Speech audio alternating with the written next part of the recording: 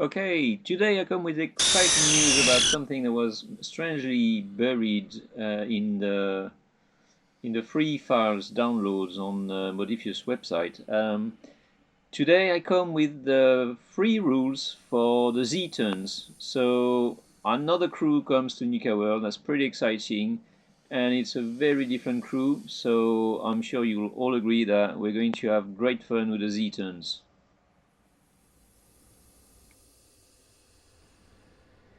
Yes, so this is yet another new faction I've discovered in the Wilds of Appalachia documents that were issued as part of Fallout Wasteland Warfare. And this one is even more interesting than the one for the Cult of the Mothman, because this one, as you'll see, is absolutely specific to Fallout faction. So this is just a document that covers the Zetan in Fallout faction. So yes, the invaders from space are coming to NUKA-WORLD, and they'll be fighting for control of the park. Now, who knows why they're doing that? Maybe they think the park is a place of technologically advanced equipment. Who knows? Maybe they think it's got magical transmitters that can help them communicate. We don't know. We don't care. The Zetans are coming to NUKA-WORLD. So let's just welcome them and see how we can build our own crew. So the Zetans, they seem to be a mid-range faction, really. You'll see. So we've got the commander. Commander has got some pretty good perks. Burly and hardy. That's going to make the commander incredibly tanky. So we've got a commander with electrosuppressor and plasma grenades with 44 caps, and we've got the commander with the alien disintegrator for 56 caps. Now I've tried to make a crew I like with the commander with the alien disintegrator. I just couldn't make it work from a caps point of view. So you'll see my crew has actually got the commander with the electrosuppressor and plasma grenades. And to be fair, that crew hasn't got anybody with any melee capability if you don't take the commander with the electrosuppressor. So it might be a good idea to actually have the commander with the melee option. Then we've got the champions. So we've got champions with cryoblasters, toxin blasters, or alien blasters. So the funny thing is the champions, the lieutenants, they're exactly the same as the troopers, really, in terms of loadout and appearance. They're all small aliens with a blaster. So I think the only way you can identify them on the battlefield is by providing very identifiable features for the lieutenants, by either having a very different painting scheme or applying more decor to the base in a way that makes them stand out a bit more. The commander has got strength of 5, which is not terribly good with the electrosuppressor, and an agility of 5, which again is not ideal with the plasma grenades. Yes, you'd want to take the alien disintegrator because the commander has got a perception of 6, but like I said, I just couldn't make it work from a caps point of view. So the lieutenants, they have a strength of 3, a perception of 4, which isn't terribly important to them because they have pistols, and their agility is 5, which is going to be it's okay with pistols. That should work reasonably well. One thing you'll see, the Zetans have got very high intelligence, so they shouldn't fail too many confusion tests. Not that you can afford to be in a position to have to pass a confusion test, because you're going to have so few models on the battlefield that you can't really afford to lose any. Now that's going to be a problem because obviously your lieutenants have only got 2 health, and they are not hardy and burly unlike your commander. And the Zetan troopers have got 1 health, obviously, because they're grunts. And again, they don't have any perks that are going to help them to stay alive. So survivability of your very limited crew is probably going to be your main challenge when you play the Zetans.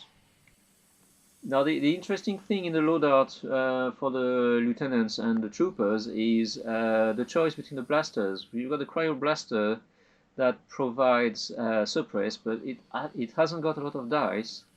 You've got the toxin blaster, which inflicts poison, and it's got a few more dice.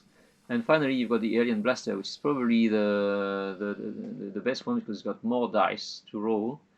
But it's also quite a bit more expensive, and it doesn't provide any effect like the other two. Another thing to note for the loadout, the Cryoblaster it has got the fewest dice. However, it's fast. The Toxin Blaster has got 3 dice as opposed to 2 for the Cryoblaster. It's neither fast nor slow. And the Alien Blaster, which is a 4 dice test, it does have the slow keyword, which means although you roll more dice, you're going to shoot less. That's going to be a consideration you're going to have to take when you decide your loadout. I must say, with very few models, I don't particularly like to have the slow keyword. Now, when it comes to the other grunts, we've got the alien drone, which is a machine. It's got a health of 3, which is very interesting for a grunt. That's a very, very tanky grunt. You're limited to the number you can have in your crew. So no more than half of the grunts in your crew can be alien drones. And it's also a very, very expensive grunt. At 30 caps, you're not going to be able to afford a lot of them. And then we've got the last grunt in that crew, which is the Flatwoods Monster. Now again, that's an incredibly expensive grunt because it's 40 caps. But it's got 2 health, which again is fairly unusual for grunts. And it's got fairly good stats. So it shoots the alien laser, which is a fast weapon, and it shoots with 5 agility, which is pretty much unheard of for a grunt. So in this team, strangely enough, the main damage dealers are probably going to be your grunts, and you're going to have to use your lieutenants and your commander to actually debuff the enemy team to make sure your grunts stay alive. And that's going to be very interesting. Now, another thing to note with the Flatwood Monster, the Flatwood Monster can shoot. It can shoot a lot because it's actually a fast weapon. However, bear in mind that the Flatwoods Monster has got mind control. Mind control is going to be very interesting and very thematic because it's going to allow you to control an enemy. It's going to allow you to control an enemy within the control area of the Flatwood Monster. And bear in mind, the Flatwood Monster has got a charisma of 6, so that's going to be a fairly substantial control area. And you can make an enemy model shoot using its weapon profile with your luck stats. All the other stats you use the enemy model stats for that action, but you are going to use your luck of 2, and you shoot from the point of view, obviously, of the enemy model you are controlling. So an enemy model that might be around the corner and in full visibility of all his other teammates, if you can control that model, then you could shoot all the other teammates, which is going to be remarkably interesting. Obviously, you cannot use weapons that have the one and done trait when you do the mind control. It would be a bit cheeky to use someone's NUKA grenade against themselves. Maybe it'd be fun, but probably not for them. So let's try to keep the game fun for everyone. So yeah, as you can see, the grunts are going to be very powerful, and in the proposed crew list I've made, I'm relying heavily on the grunts, on the original crew, and potentially adding troopers. The troopers we can see here, the Zetan troopers, for further upgrade, because even with upgrades, you're not going to be able to have the caps to add more alien drones or flatwoods monsters.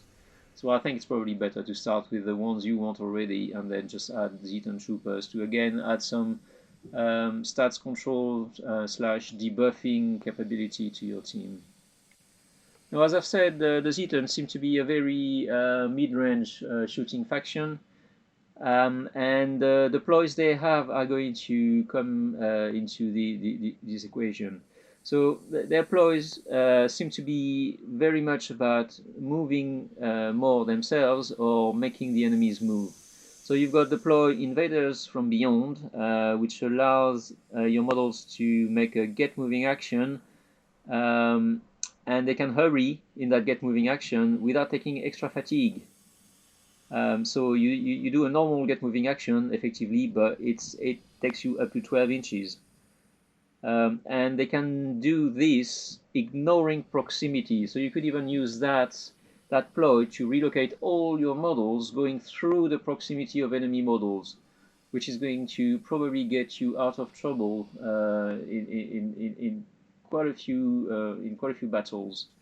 You've also got the tractor beam ploy, which, as the name implies, allows you to move an enemy non-leader model up to 4 inches. So someone, a key model that you want to get rid of that could be hidden in a position where you can't really get to it efficiently, you could move completely in the open and then have all your models just shoot that key enemy model.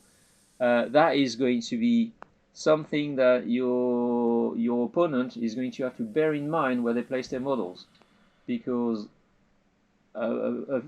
if they just have one bad placement for a very important model, you can immediately get rid of that model with that ploy. So as you can see, we have a mid-range shooting faction which has got some shenanigans which effectively mitigate the fact that they're only short-range shooting. With those two ploys, effectively, you can make yourself a much better shooting faction than the stats on paper would imply.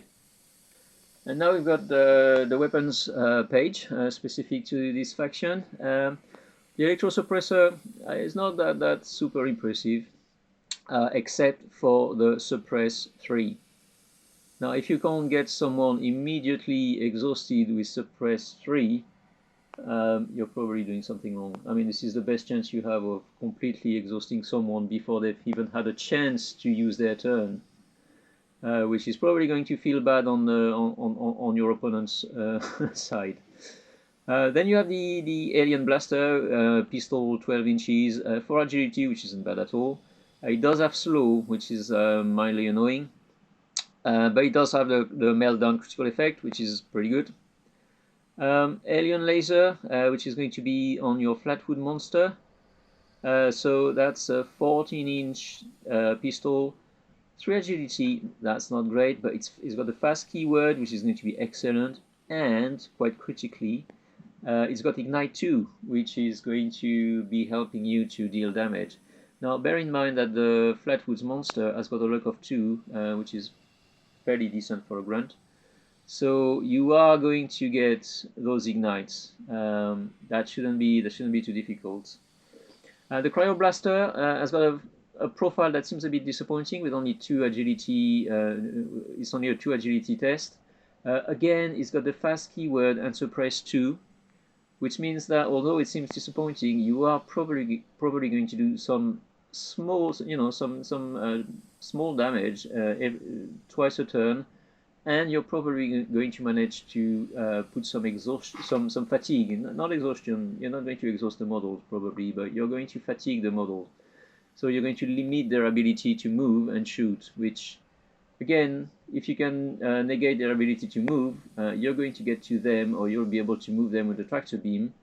And if you negate their ability to shoot, well, you're staying alive. Your lieutenants are staying alive, which is going to be the most difficult part. And then we have the Toxic Blaster, which is again a pistol 12 inches. It's on 3 agility, and it's got poison too, which I think this one is mostly going to be about providing some ticking damage on your enemies. And finally, you've got the weapon that looks the most impressive, which is the rifle 16 inches, and it's a 5 perception test, which is incredibly juicy, especially when you consider the stats of the leader. It's got close quarter battle, so you won't be able to use it for longer range than 16 inches at the start unless you upgrade it. And it's got the meltdown keyword, so the alien disintegrator is effectively a terrifying weapon, really. That would be a lot of damage, but like I said, I just can't make it work in my roster because I can't stay under 250 caps. So my proposed crew for the Zetans is going to be the commander with the electro suppressor and the plasma grenades. There's nothing bad about the plasma grenades, to be honest, so that you still have some range ability. Then I would have one lieutenant with the alien blaster and one lieutenant with either the cryo blaster or the poison blaster. That's going to depend on what teams you're facing. If you're facing a team that's resistant to fatigue, or a team that can't suffer fatigue from the suppress effect, then I'd switch to the toxin blaster. And if it's a team that can suffer fatigue, then I'd switch back to the cryo blaster. I mean, they look the same anyway on the model. Maybe find a way to identify them, but realistically, you could just say my lieutenant has got this lieutenant has got a cryo blaster, this lieutenant has got a toxin blaster. I'll always take one with the alien blaster just to make sure that there's someone that can provide damage. I think as long as you make the alien blaster significantly different from the other ones, you can just explain to your opponent what the other lieutenant has got, and that shouldn't be a problem. And then my crew is going to have 2 Flatwoods monsters and 2 alien drones, and that's going to be really the key part of that team. The 2 alien drones for that fairly good alien laser, although it's only on 4 agility, but that 3 health, that drone is those drones are going to stay on the battlefield and they're going to provide consistent damage. And the 2 Flatwoods monsters for mind control shenanigans, and also because the alien laser is an excellent weapon as far as I can tell.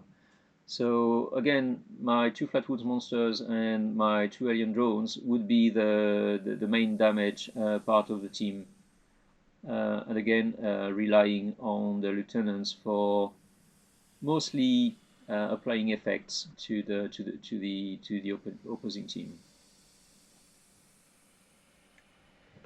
Now, what do you need to build this crew? Well, you'll need 2 Invaders from Beyond boxes, and you will need 1 Alien Invader box. So that's 2 boxes with the drone, the Flatwood monster, and the lieutenant/troopers, and 1 box with the commanders. So that box with the commanders effectively give you already all the options you would want anyway. So if you want the one with the alien disintegrator, you got it. If you want the ones with the if you want the one with the electro suppressor and the plasma grenades, you got it as well. So that's fine. The 2 boxes for Invaders from Beyond, and that's because I really want the 2 Flatwood monsters and the 2 alien drones. And that also provides you with 6 Zetans, and that will be enough to have your eventually your 3 champions, and also three grunts if you want. But just make sure the color schemes indicate who's a champion and who's a grunt. But those 3 boxes give you a full crew with upgradability for when you get recruiting actions going and things like that. So your crew will be able to expand without having to buy more boxes. And I think this is probably about as much as you'll ever need, because I don't think you'll get 2 4 champions or anything like that with this team. The cost is so prohibitively expensive that yeah, that cost will just prevent you from having the maximum number of champions and the maximum number of grunts. It's just not going to happen.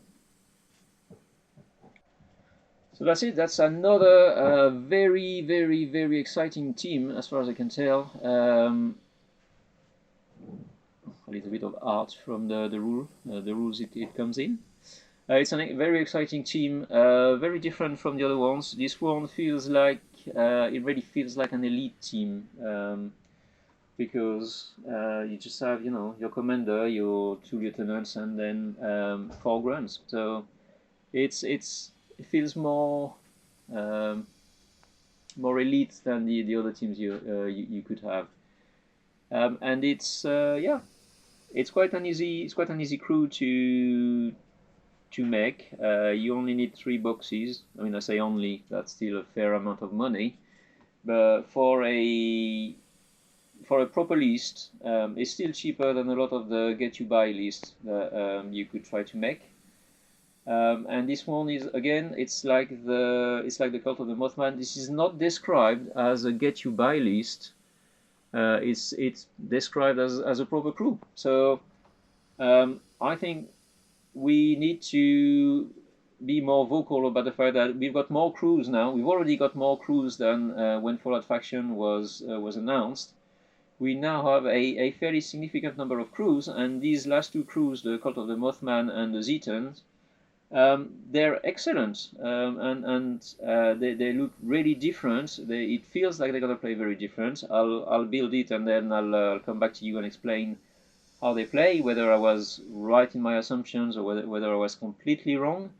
But they really feel completely different from the Raider crews we had at the start, and it should be pretty amazing to play with that. So I just wish people were talking more about all those crews, because it's not just the 3 Raider crews from the start, and I know some people weren't connecting with the Raider crews. There are so many options now, so I think we need to talk about those options. We need to play those options. If you play the game, please make battle reports, because that helps other people to see how the teams play. And yeah, let's keep the Fallout faction scene truly alive and make sure that the game is a success. All right, well, we'll see you again in NUKA-WORLD very soon, and I hope you enjoy the new cruise.